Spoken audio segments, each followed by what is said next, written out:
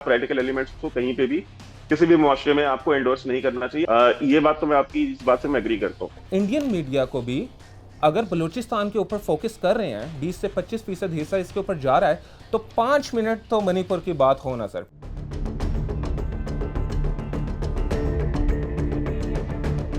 राम मंदिर की जजमेंट के अंदर इंडियन सुप्रीम कोर्ट ने जब उस वक्त माना था, उसने कहा था कि जो वक्फ बोर्ड है वो उसका इस ज़मीन के ऊपर हक नहीं है। यानी वक्फ बोर्ड को उसके अंदर एक अथॉरिटी तस्लीम किया गया था कि अगर ये वक्फ की ज़मीन के अंडर आती और वहाँ पे इनकी अमलदारी होती तो फिर ऐसा नहीं किया जा सकता था। लेकिन जब उससे बाद में लेजिस्लेशन की जाती है तो उसको बताया जाता है कि इनका कोई हक ही नहीं बनता और एक नया नैरेटिव खड़ा कर दिया जाता है। तो फिर उस हवाले से भी तो है, मतलब आप ऐसा नहीं समझते कि अगर पहले मुस्लिम रेडिकलाइजेशन होती थी, इंतहा पसंदी होती थी, तो अब उसी तरह पैरेलली हिंदू इंतहा पसंदी भी बढ़ती जा रही है। मतलब ये किसी को खास टारगेट नहीं, लेकिन जब बात होगी तो फिर सारे, जिस तरह आपने पंजाब की बात की, हो सकता है वहां पे भी कुछ हो, लेकिन इसके बारे में आप क्या कहते हैं? नहीं देखिए, बात ये है कि जब आप बात करते हैं इस तरह की कि भाई रेडिकलाइजेशन, तो देखिए एक होते हैं, एक रेडिकलाइजेशन है जो लॉ एंड ऑर्डर इशू है। ठीक है कि किसी लोकल लेवल पे कहीं किसी ने कोई वारदात कर दी, वो एक लोकल लेवल पे है। वो इस खित्ते में हमेशा से रहा है, वो कोई नई फिलोसफी, कोई नया फेनोमेना नहीं है। दूसरा है कि एक लार्ज स्केल के लेवल पे इंस्टीट्यूशनल, ये था आपने वक्फ बोर्ड की बात की। आपको पता है कि सच्चर कमेटी 2005 में, जो 2005 में जब उसने अपनी रिपोर्ट दी थी, तो उन्होंने कहा था भाई कि 12,500 करोड़ रुपए रेवेन्यू जनरेट होना चाहिए from the properties that is owned by वक्फ।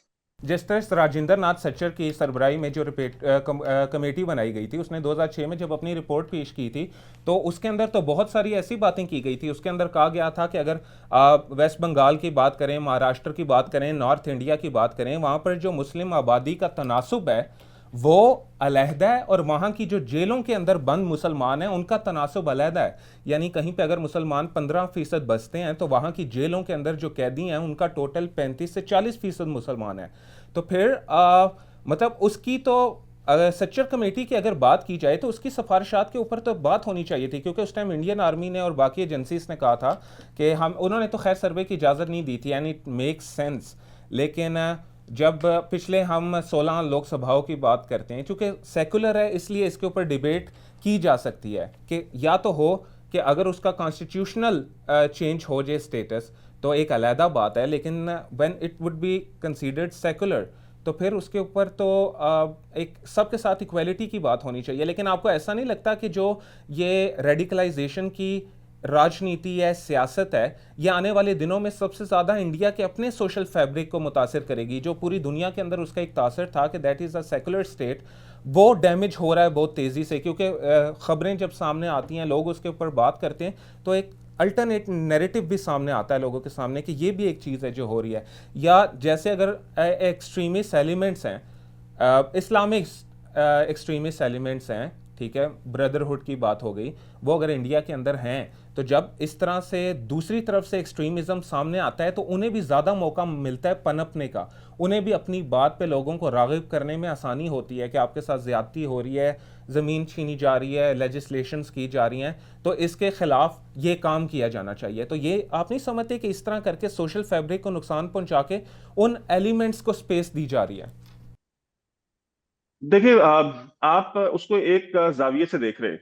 ठीक है लेकिन अगर आप ओवरऑल देखें तो मैं आपकी इस थ्योरी से 90% डिसएग्री करता हूँ, 10% मैं एग्री करता हूँ कि देखिए, जहां तक बात इन प्रिंसिपल है कि भाई आप रेडिकल एलिमेंट्स को कहीं पे भी किसी भी मुआशरे में आपको एंडोर्स नहीं करना चाहिए, आप या हुकूमत को उनके साथ खड़े नहीं दिखना चाहिए। ये बात तो मैं आपकी इस बात से मैं एग्री करता हूँ। दूसरी बात जो आपने कही है कि देखिए, जो जहां तक बात है, इस मुल्क का डिवीजन, पार्टीशन जो है, मजहब की बुनियाद पे हुआ है। ठीक है और ये कोई आज का फिनोमेना नहीं है। लोगों के अंदर पुरानी पुरानी दुश्मनियां हैं, तो लोगों के अंदर ग्रजेस हैं। वो समय समय पर कहीं ना कहीं लोकल रीजनल लेवल पे छुटपुट वारदातों में दिखते रहते हैं। India has moved away from it, वो हील हो चुका है। लेकिन आप ये कहें कि वो कहीं कभी भी वो बिल्कुल एकदम कोई वैक्सीन लगा करके उसको किल कर दिया जाए। अब मैं आपसे एक सवाल विद ड्यू रिस्पेक्ट पूछना चाहता हूँ कि मीडिया के अंदर वहाँ पे बलूचिस्तान की आज़ादी और बलूचिस्तान के अंदर मज़ालिम, इसकी बहुत दास्तानें सुनने को मिलती हैं। लेकिन 3 मई 2023 से मणिपुर के अंदर फसादात जारी हैं सर। राज्यसभा के अंदर स्पीच करते हुए जो बिमोल कोई जाम है वहाँ से हैं, उन्होंने कहा है कि वहाँ पे एंटी इंडिया सेंटीमेंट सर उठा रहे हैं। वो लोग कह रहे हैं कि हम जो वो एग्रीमेंट ऑफ एक्सेशन था उसको याद कर रहे हैं, और उनका कहना है कि हमें हमारे लिए हमें यहाँ पे इंसाफ दिया जाए। तो इंडियन मीडिया को भी अगर बलूचिस्तान के ऊपर फोकस कर रहे हैं, 20 से 25% हिस्सा इसके ऊपर जा रहा है, तो 5 मिनट तो मणिपुर की बात हो ना सर, प्लीज। देखिए, मैं इंडियन मीडिया का तो स्पोक्स पर्सन नहीं हूँ। इंडियन मीडिया जो है वो इंडिपेंडेंट मीडिया है। वो वो उनकी अपनी खुद की चैनल पॉलिसीज है कि वो क्या चीज डिस्कस करना चाहते हैं, क्या नहीं डिस्कस करना चाहते हैं, टीआरपी किस पे आएगी नहीं आएगी, that is up to them. और जो मीडिया मालिकान है वो खुद डिसाइड करे, उनके एडिटर इन चीफ जो है वो डिसाइड करे। सोशल मीडिया पे लोगों ने बात की है, लोगों ने वीलॉग्स बनाए हैं, लोगों ने। और आपको पता है कि जो मेन स्ट्रीम मीडिया है एक तरीके से लेगेसी मीडिया हो चुका है। People source their information from social media actually in today's date and era. और इंडिया में जो सेलफोन पेनिट्रेशन है या मोबाइल डेटा का पेनिट्रेशन है वो वर्ल्ड में सबसे ज्यादा है। गांव गांव में लोगों के हाथ में स्मार्टफोन है। दुनिया का सबसे सस्ता है 4G डेटा इंडिया प्रोवाइड करता है, 5G डेटा। तो ऐसा कुछ नहीं है कि इंडिया में लोगों को पता नहीं है, सबको पता है।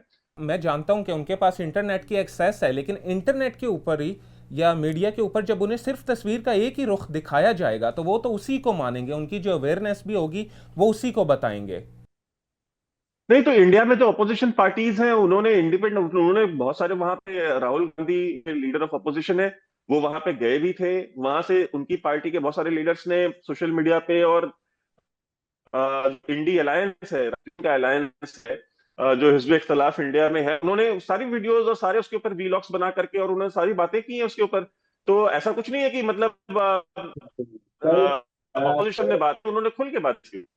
बहुत शुक्रिया वैभव सिंह जी, उन्होंने हमें ज्वाइन किया हुआ था इंडिया से, जियोपॉलिटिकल एक्सपर्ट हैं। इसी प्रोग्राम के अंदर बहुत सारी चीज़ों के ऊपर बात हुई है, सच्चर कमेटी की रिपोर्ट हो, बांग्लादेश का मुद्दा हो, भारत बांग्लादेश तल्लकात हों, या फिर बलूचिस्तान की बात हो। हम कोशिश करेंगे ऐसी मज़ीद वीडियोज़ आप तक पहुँचाते रहें। इसी के साथ अब्दुल्ला शाद और उनकी टीम को इजाज़त दीजिए। आपसे मुलाकात होगी इंशाल्लाह अगले प्रोग्राम में। अल्लाह हाफ़िज़।